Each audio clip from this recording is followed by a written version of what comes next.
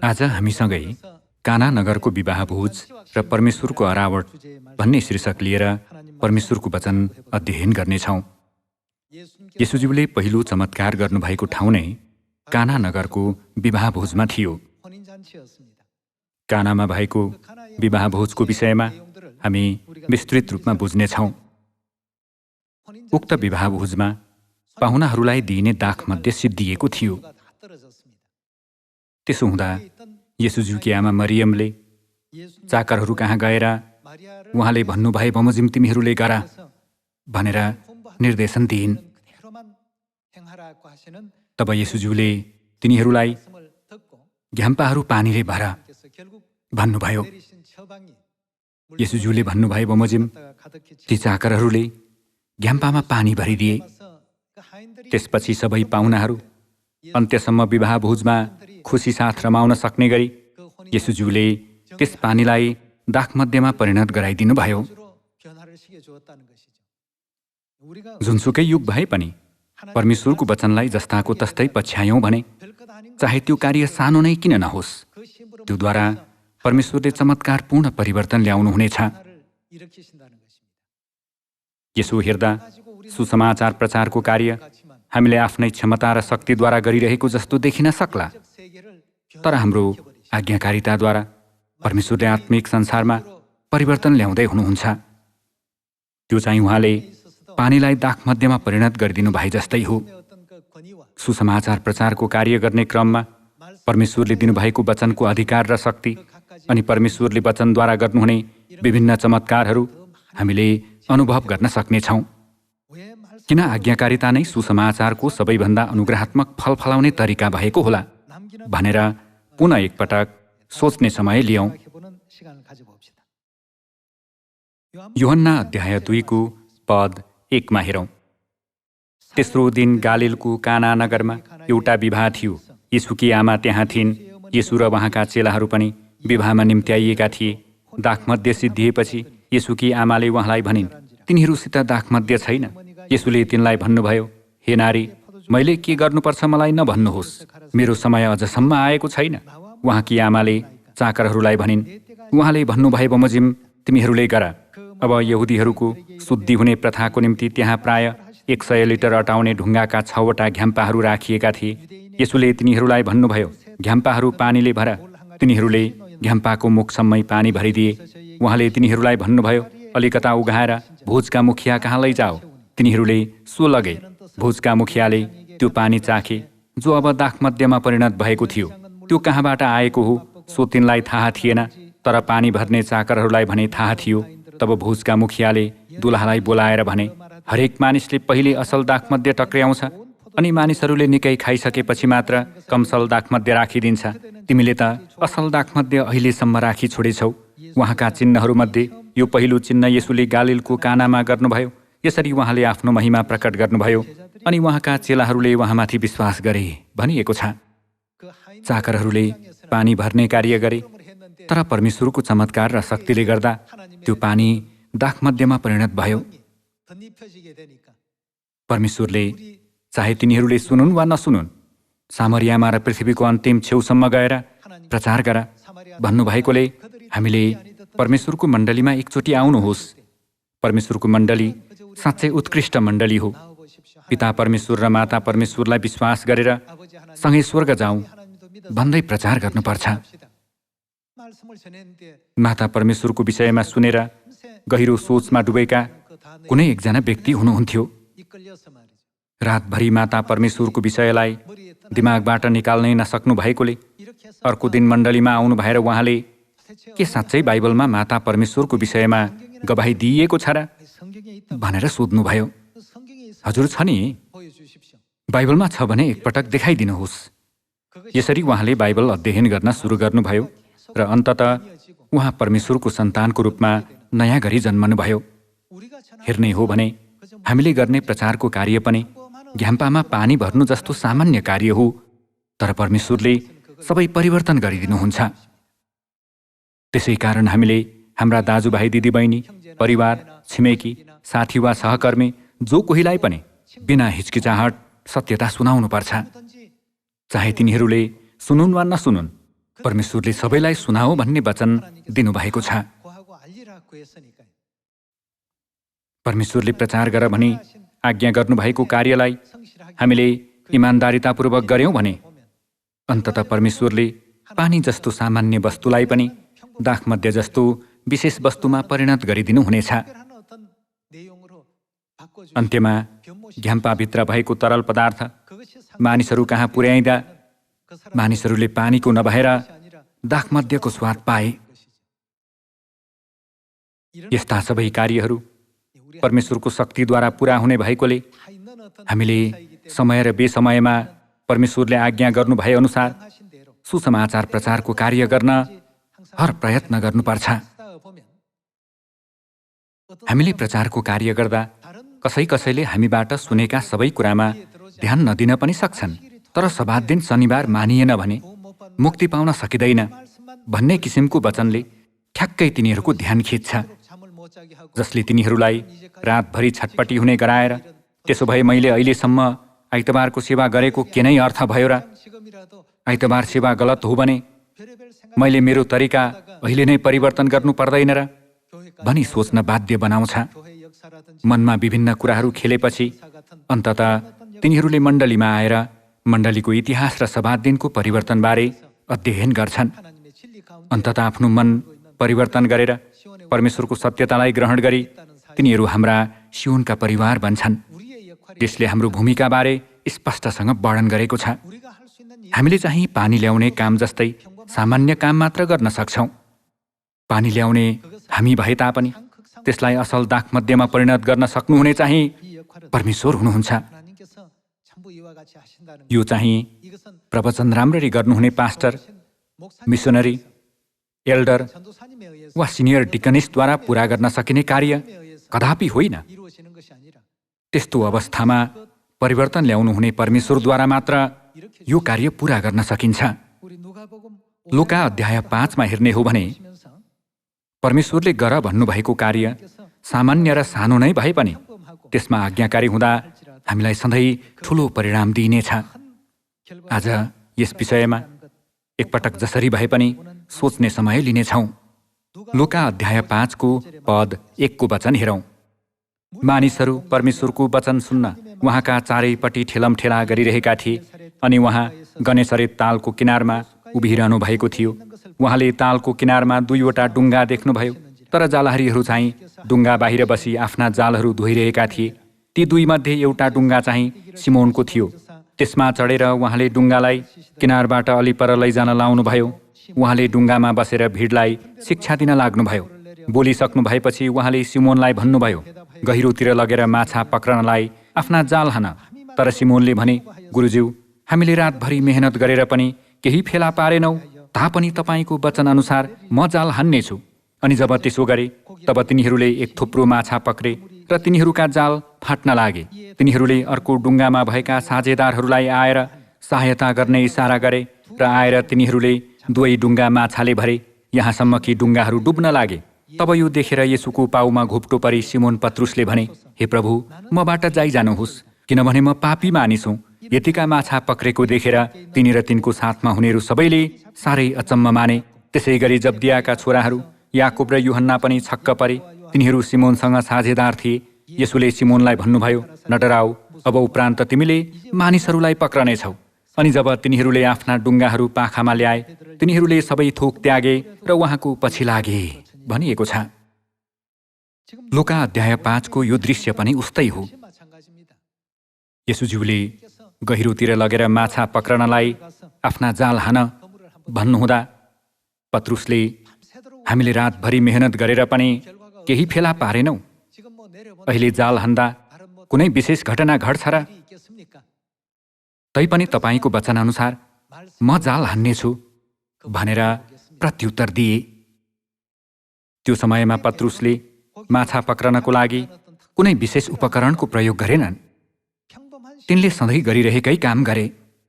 तिनीहरूले बारम्बार जाल हान्दै माछा पक्रन कोसिस गरिरहेको ठाउँ त्यही थियो। अनि त्यो दिन अरू दिन झैँ सामान्य दिन थियो। यद्यपि परमेश्वरले वचन दिनु भएपछि सबै परिवर्तन भयो। हामीले आफ्नै हिसाबले कार्य गर्दा पत्रुसले जस्तै त्यस्तो कुनै परिणामै नआउने कार्य गर्ने अवस्था पनि हुन सक्छ। तर परमेश्वरको कार्य गर्दा आउने परिणाम भने बिल्कुलै फरक हुन्छ। अनि हामीले परमेश्वरको कार्य गर्नुको सट्टा आफ्नै इच्छाअनुसार कार्य गर्दा यस्तो परिवर्तन कदापि आउँदैन।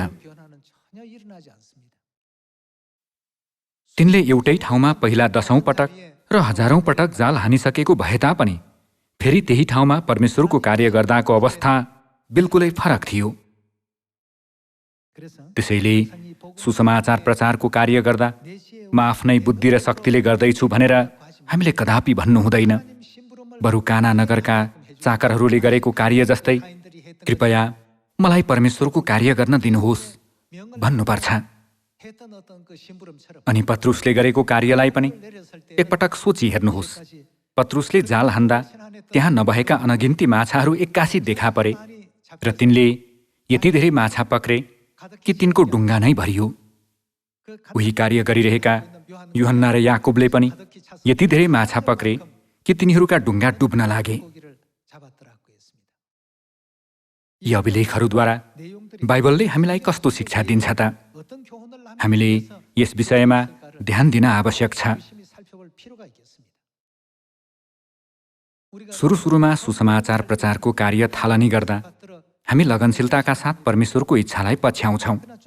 तर समय बित्दै जाँदा हामी परमेश्वरको वचनमा, हाम्रो प्रचार गर्ने वातावरणमा र विभिन्न मानिसहरूसँग गरिने व्यवहार जस्ता कुराहरूमा अभ्यस्त हुँदै जान्छौँ। त्यसो हुँदा परमेश्वरको कार्यलाई बेवास्ता गर्दै हामी बिस्तारै बिस्तारै आफ्नै सोचाइद्वारा चल्न थाल्छौँ। त्यसो गर्यौँ भने हाम्रो हालत पनि रातभरि जाल हान्दा केही पनि फेला नपारेको पत्रुसको जस्तै हुनेछ। त्यसो भए असल परिणाम ल्याउन हामीले कसो गर्नुपर्छ होला? हामीले परमेश्वरको अरावट पूरा गर्नुपर्छ।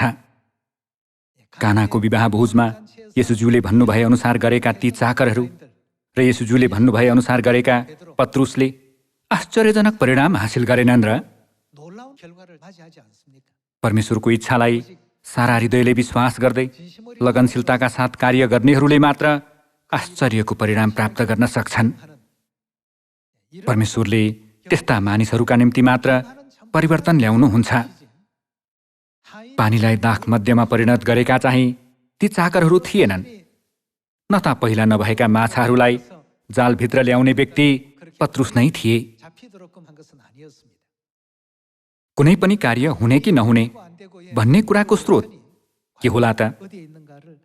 यो कुरालाई हामीले पुनः एकपटक विचार गर्यौं भने परमेश्वर नै हाम्रो धन हुनुहुन्छ भने हामीले महसुस गर्न सक्नेछौँ। सबै कुरा परमेश्वरमा निर्भर हुने भएकोले परमेश्वरलाई आफ्नो धन ठान्ने सियोनका सन्तान हामीहरू हुनुपर्छ। परमेश्वरले हामीलाई डुर्याउनु भयो भने उजाड भूमि पनि फूलको बगैँचामा परिवर्तन हुन सक्दैन र? अनि अझै गढिरहेको यरिहो पनि एक्कासी ढल्न सक्छ।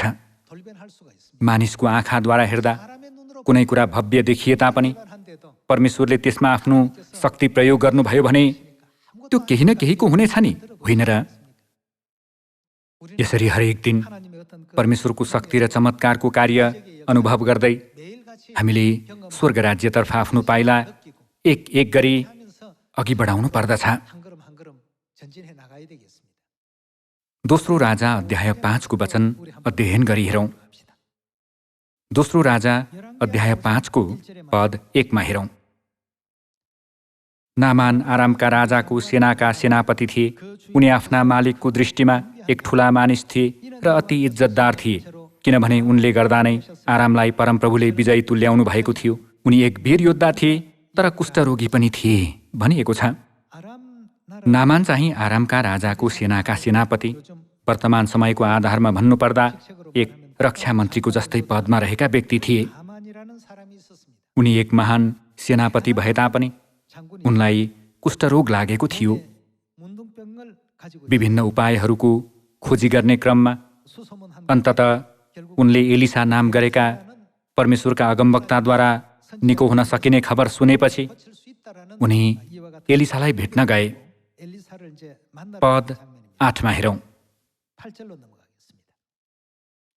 इस्राएलका राजाले आफ्ना लुगा च्यातेको कुरा जब परमेश्वरका जन एलिसाले सुने, तब तिनले राजालाई यो समाचार पठाए, तपाईले किन आफ्ना लुगा च्यात्नुभयो? मानिस यहाँ म कहाँ आओस् र त्यसले इस्राएलका एकजना अगमवक्ता रहेछन् भनी जान्नेछ। यसैले नामान आफ्ना घोडाहरू र रथहरूका साथमा गए र एलिसाका घरको ढोकामा अडिए। एलिसाले उनलाई यसो भन्न एउटा समाचारवाहक पठाए, तिमी आफै गएर यर्दन नदीमा 7 पल्ट डुबुल्की मार र तिम्रो मासु जिउका त्यों हुनेछ र तिमी शुद्ध हुनेछौ। रक्षा मन्त्री जस्तो उच्च पदमा भएकाले एलिसाको घरमा जाँदा उनले त्यहाँ भव्य स्वागत पाउने कुराको अपेक्षा गरेका थिए। यद्यपि एलिसाले घर बाहिर समेत नआई केवल यस्तो सन्देश पठाए, तिमी आफै गएर यर्दन नदीमा 7 पल्ट डुबुल्की मार र तिम्रो कुष्ठरोग निको हुनेछ। पद 11 को वचन हेर्ने हो भने, तर नामान रिसाएर यसो भन्दै गइहाले। एउटा देशको रक्षा मन्त्री जस्तो उच्च पदमा भएकोले आफूलाई बेवास्ता गरिएको महसुस गरेर उनी रिसको झोकमा त्यत्तिकै जान खोजेका थिए। तर नामान रिसाएर यसो भन्दै गइहाले, मैले सोचेको थिएँ तिनी बाहिर निस्किआएर परमप्रभु आफ्ना परमेश्वरको नाउँ पुकारेर मेरो रोग भएको ठाउँमाथि हात हल्लाएर मेरो कुष्ठरोग निको पारिदिनेछन् होला। के दमस्कसका अबाना र फारपर नदीहरू इस्राएलको कुनै पानी भन्दा असल छैनन् र?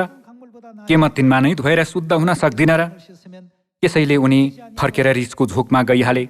तर नामानका नोकरहरूले उनी कहाँ आएर उनलाई भने, हे पिताज्यू, यदि अगमवक्ताले तपाईलाई केही ठुलो कुरा गर्नुहोस् भनी भन्नुभएको भए के तपाईँ गर्नुहुने थिएन र? उहाँले तपाईलाई धोएर शुद्ध हुनुहोस् भन्नुभएकोमा तपाईले झन् किन नगर्ने? यसैले उनी तल ओर्ले र परमेश्वरका जनले भने बमोजिम यर्दन नदीमा 7 पल्ट स्वयं डुबुल्की मारे र उनको मासु जिउका त्यों भयो, जवान केटाको जस्तै भयो भनिएको छ। यहाँ उल्लेख गरिएको यो कार्य पनि उस्तै हो। पानी जतिसुकै सफा नै भए पनि पानी आफैले कुष्ठरोग निको पार्न सक्दैन। यर्दन नदीको पानी अन्य नदीहरूको पानीको तुलनामा त्यस्तो असल नभए तापनि त्यहाँ के कुराले काम गर्यो त?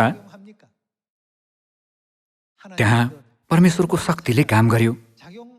त्यसैले एलिसाले तिमी आफै गएर यर्दन नदीमा 7 पल्ट डुबुल्की मार भने। यदि नामानले आफ्नै देशका अबाना र फारपर जस्ता नदीहरूमा गएर 7 पटक मात्र होइन कि 700 वा 70,000 पल्टै डुबुल्की मारेको भए पनि उनको कुष्ठरोग निको हुने थिएन। यसरी सुसमाचारको कार्य गर्दा पनि हामी प्राय आफ्नै सोचाइ लगाउने गर्छौं। परमेश्वरको सोचाइभन्दा आफ्नो सोचाइलाई अघि सारेर संसारको तर्कद्वारा सबै कुराको न्याय गर्छौं अनि यस भौतिक संसारमा अनुभवको आधारमा परिणामको अपेक्षा गर्ने गर्छौं। एलिसा जस्तो व्यक्तिले पनि आफ्नो शक्तिद्वारा होइन कि परमेश्वरको पवित्र आत्माको शक्तिद्वारा कार्य गरेका थिए नि, होइन र? तर नामान भने आफ्नै सोचाइमा भर परे। भौतिक दृष्टिकोणबाट हेर्दा इस्राएलका नदीहरूको तुलनामा हाम्रा नदीहरू अझ सफा छन्। त्यो सफा नदीमा डुबुल्की मारे भइहाल्छ नि, मैले किन यर्दन नदीको फोहोर पानीमै डुबुल्की मार्नु पर्यो र? त्यसमाथि एलिसाले घर बाहिर पनि नआइकन सन्देश मात्र पठाएको कुराप्रति उनी साह्रै रिसाएका थिए। उनले आफू एलिसा कहाँ भव्य स्वागत पाउन होइन कि कुष्ठरोग निको पार्न गएको आफ्नो उद्देश्य नै बिर्से। आफूलाई गरिएको व्यवहारप्रति उनले अपमानित महसुस गरेका थिए र रोग निको पार्न दिइएको उपाय पनि उनलाई मन परेको थिएन। आफूलाई मन पर्दैन भन्दैमा हामीले त्यो कामै नगर्ने गर्नु हुँदैन। परमेश्वरको विचार चाहिँ मानिसको विचारभन्दा बिल्कुलै फरक हुने भएकोले हामीले परमेश्वरले आज्ञा गर्नुभए अनुसार परमेश्वरको कार्य गर्नुपर्छ। प्रेरित अध्याय 5 मा यदि यो योजना वा काम परमेश्वरबाट हो भने त यो कदापि मेटिने वा रोकिने छैन, यो निश्चय भएरै छाड्नेछ भनिएको छ। हामीले यो कुरालाई मनमा राखेर सुसमाचारको कार्य गर्नेछौँ भने गहिरो आशा गर्दछु। येशूज्यूले भन्नुभए बमोजिम गरेका कानाका चाकरहरू, येशूज्यूको आज्ञामा आज्ञाकारी भएका पत्रुस र यर्दन नदीमा भएको नामानमाथि घटेको चमत्कारबारे सोच्ने हो भने ती सबै परमेश्वरको कार्यसँग सम्बन्धित थिए। सुसमाचारको कार्य गर्दा कहिलेकहीँ हामीले पनि नामानले जस्तै गलत सोचाइहरू लिन सक्छौँ। म यति उच्च पदमा छु, उनीहरूले कसरी मसँग यस्तो व्यवहार गर्न सक्छन् भनी सोच्दै आत्मकेन्द्रित भयौँ भने हामीले परमेश्वरको चमत्कारपूर्ण कार्य महसुस गर्न सक्दैनौँ। परमेश्वरले हामीलाई सुम्पनु भएको कार्य एकदम सरल र सामान्य छ। उहाँले जाओ र वचन सुनाओ भन्नुभएको छ। हामीले परमेश्वरको वचनमा आज्ञाकारी भएर सुनायौँ भने सुनाएको त्यो वचनद्वारा उहाँले परिवर्तन ल्याउनुहुन्छ। यर्दन नदी आफैमा कुष्ठरोग निको पार्ने त्यस्तो कुनै शक्ति थिएन। परमेश्वरले नामानमा मात्र विशेष परिवर्तन हुने गरी त्यो घटना घट्ने गराउनुभयो। अहिले हामी सबै परमेश्वरको सुसमाचारको कार्य गरिरहेका छौँ नि, होइन र? परमेश्वरले हामीलाई सुसमाचारको कार्य गर्ने क्रममा कस्तो मनस्थिति लिन भन्नुभएको छ होला? हामी दोस्रो तिमोथी अध्याय 4 एकपटक हेरौँ। दोस्रो तिमोथी अध्याय 4 पद 1 हेरौँ।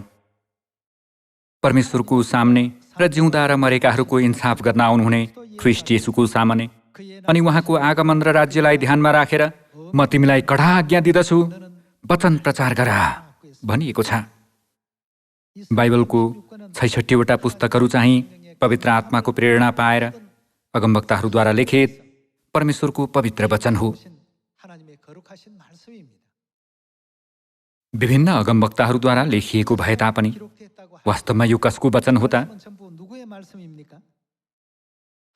परमेश्वरले दिनुभएको वचन हो। परमेश्वरले कानाका चाकरहरूलाई ढुङ्गाका घ्याम्पाहरू पानीले भर भन्नुभए जस्तै हामीलाई पनि वचन प्रचार गर भन्नुहुँदै कार्य सुम्पनु भएकोले हामीले पनि उहाँको वचन अनुसार गर्यौँ भने हुनेछ। हामी अरू मानिसहरूलाई आफ्नो क्षमता देखाउने उद्देश्यले जाने होइन नि, होइन र? येशूज्यूले काना नगरका चाकरहरूलाई काम मराउनु हुँदा तिनीहरूलाई आफ्नै शक्तिद्वारा दाखमध्य बनाओ भन्नुभएको थियो त?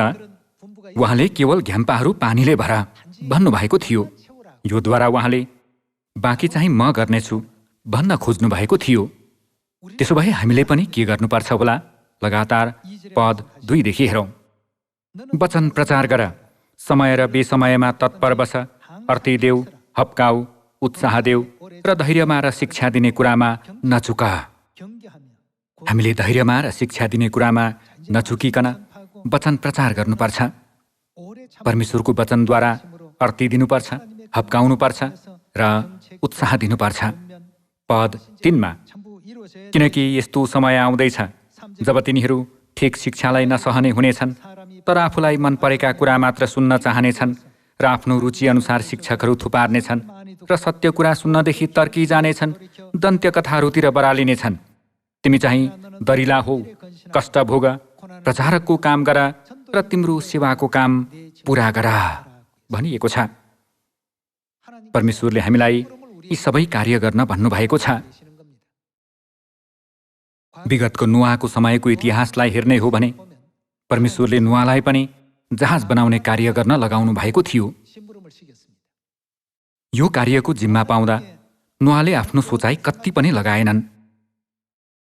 यो जहाज बनाउन कति खर्च लाग्छ होला, कतिजना कामदारहरू चाहिन्छ होला, कति समय लाग्छ होला, यस्ता कुराहरूमा पटक्कै ध्यान नदिई परमेश्वरले बनाउनु भन्नुभए बमोजिम तिनले त्यो कार्य सुरु गरे। परमेश्वरले जस्तो योजना बनाउनु भएको थियो तिनले त्यसै अनुसार गरे।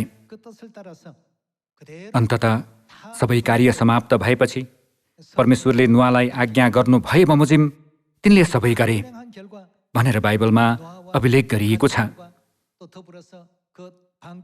यस्तो आज्ञाकारिताको परिणामस्वरूप नुवाले जहाजमा भएका आफ्ना परिवार र सबै पशुहरूलाई बचाउनमा मुख्य भूमिका निर्वाह गरे।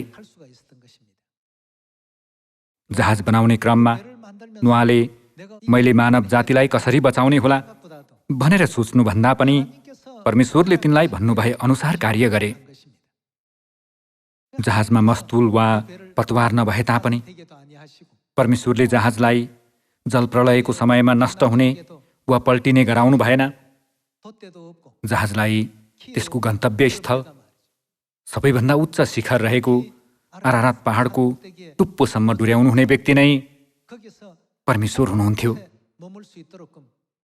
सुसमाचारको कार्य पनि उस्तै हो। हाम्रो मण्डली चाहिँ पिता परमेश्वर र माता परमेश्वरले नेतृत्व गरेर डुर्याइरहनु भएको मण्डली भएकोले हामीलाई सामरियामा र पृथ्वीको अन्तिम छेउसम्म समय र बेसमयमा उहाँहरूबाट पाएको असल खबर सुनाउनु भनिएको छ। उहाँहरूले हामीलाई कुशलतापूर्वक प्रचार गर्न भन्नुभएको छैन। हामीले आफूले सुनेको कुरा मात्र जस्ताको तस्तै सुनायौं भने बाँकी चाहिँ कसले गरिदिनु हुनेछ त? सबै परमेश्वरले पूरा गरिदिनु हुनेछ।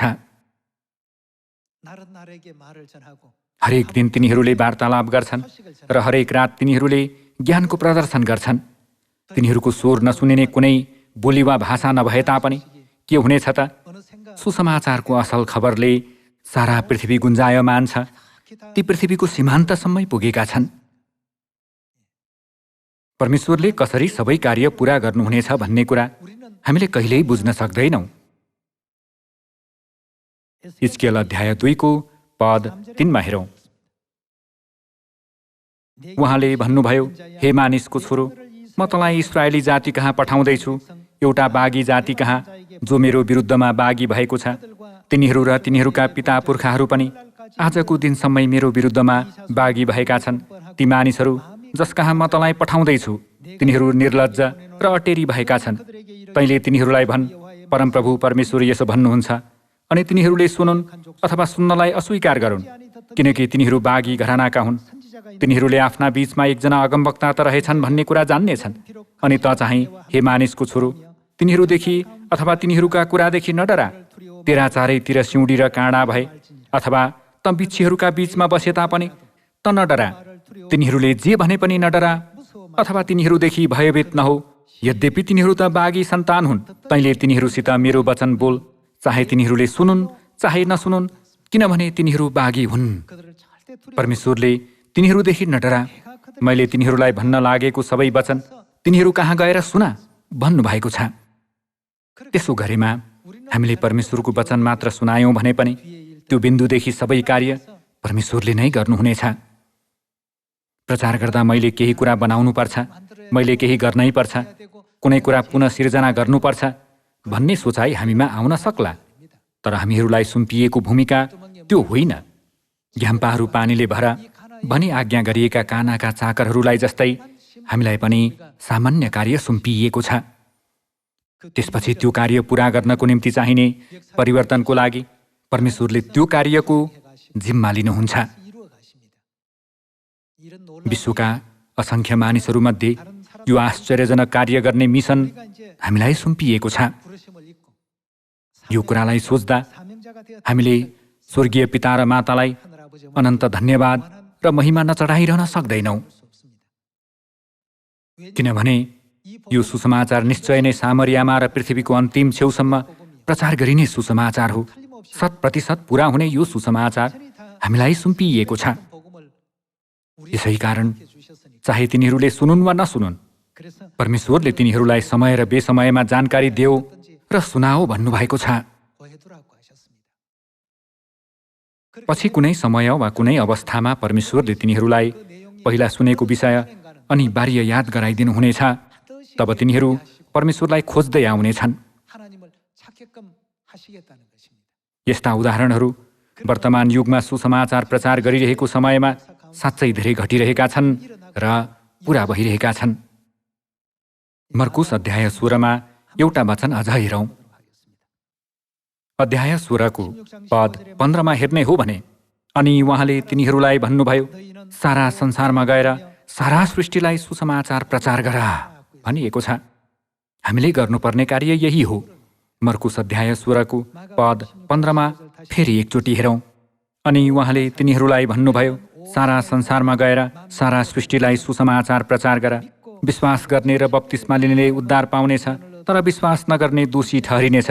विश्वास गर्नेहरूसँग यी चिन्हहरू हुनेछन्।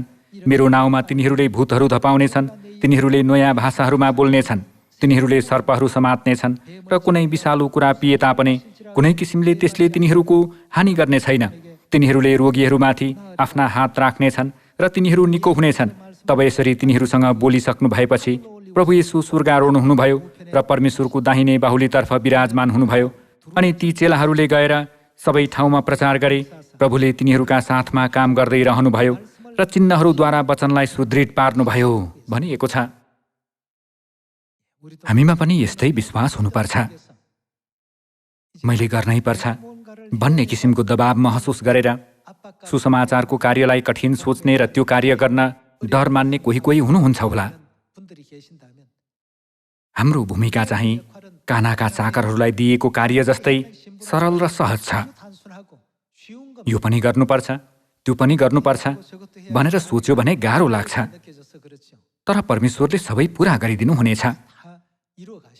त्यसैले सामरियामा र पृथ्वीको अन्तिम छेउसम्म यो सुसमाचार चाँडै प्रचार गरेर तिर्सना लागेको त्यो अनन्त स्वर्ग राज्य सबैले ग्रहण गर्न सक्ने आशिषित यो वर्ष हुनेछ भन्ने आशा गर्दै आजको प्रवचन समाप्त गर्दछु। धन्यवाद।